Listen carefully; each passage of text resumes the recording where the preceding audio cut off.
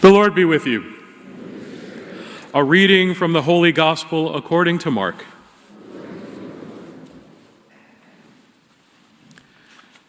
As Jesus was leaving Jericho with his disciples and a sizable crowd, Bartimaeus, a blind man, the son of Timaeus, sat by the roadside begging. On hearing that it was Jesus of Nazareth, he began to cry out and say, "Jesus, Son of David, have pity on me."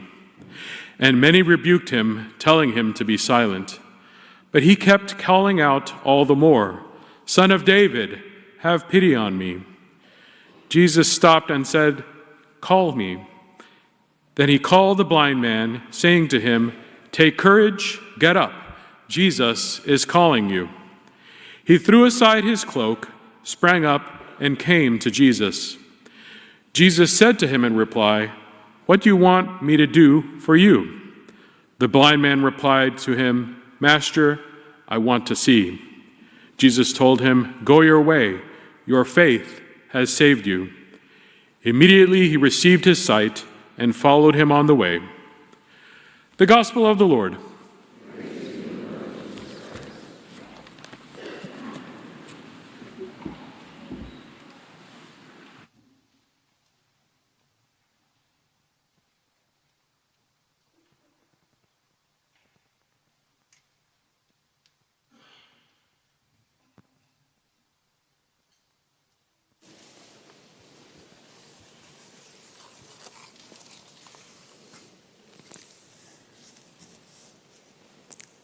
Mark is the shortest of the Gospels, and many of his stories themselves are much shorter than what the other authors do.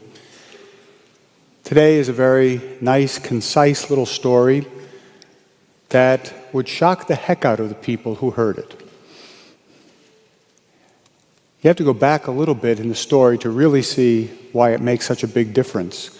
Remember last week, after Jesus goes up onto the mountain, he brings his disciples with him, and he's transfigured before their eyes, remember? And after that, we're told one thing. Remember, God says, "This is my beloved Son, listen to him." And the only thing he has to say to the disciples when they first encounters them is, "Do not be afraid."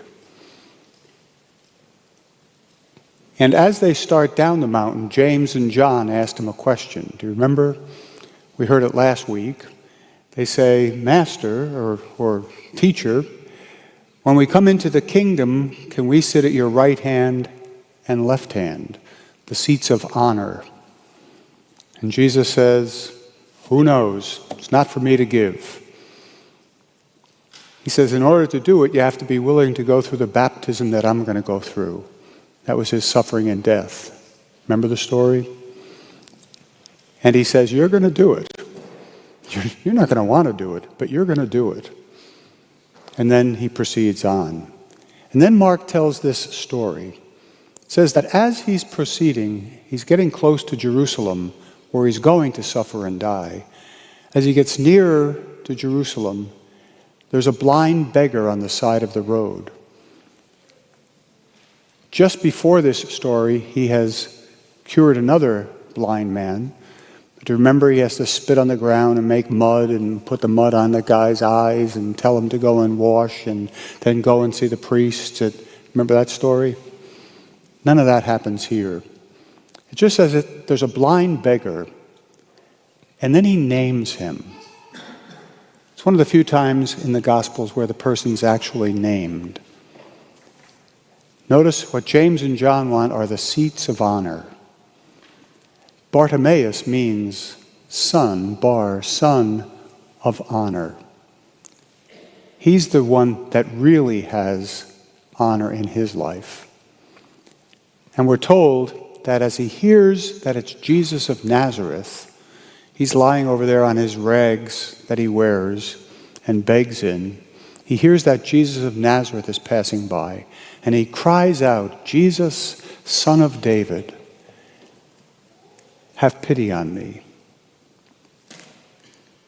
And notice, everybody says to him, I know I'm not supposed to say this, but this is in the story, I'll say it this way, be quiet.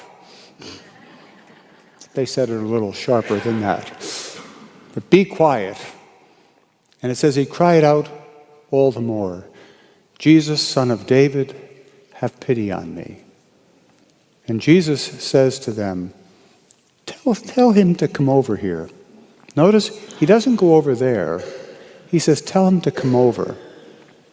He's blind, but he's going to find a way to get there. And it says that he throws off the rags, his cloak, which really defines who he is, and comes and stands before Jesus.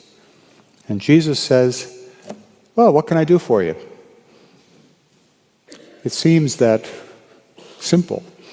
What can I do for you? And he says, teacher or master, I would like to see. And Jesus says this to him. Notice how simple it is. He says, go and see. Your faith has made you whole. He believed that Jesus could see into his heart and could cure him of his blindness. They ask him, Master, can we sit at your right and at your left when we enter your kingdom? And Jesus says, who knows? It's not for me to give.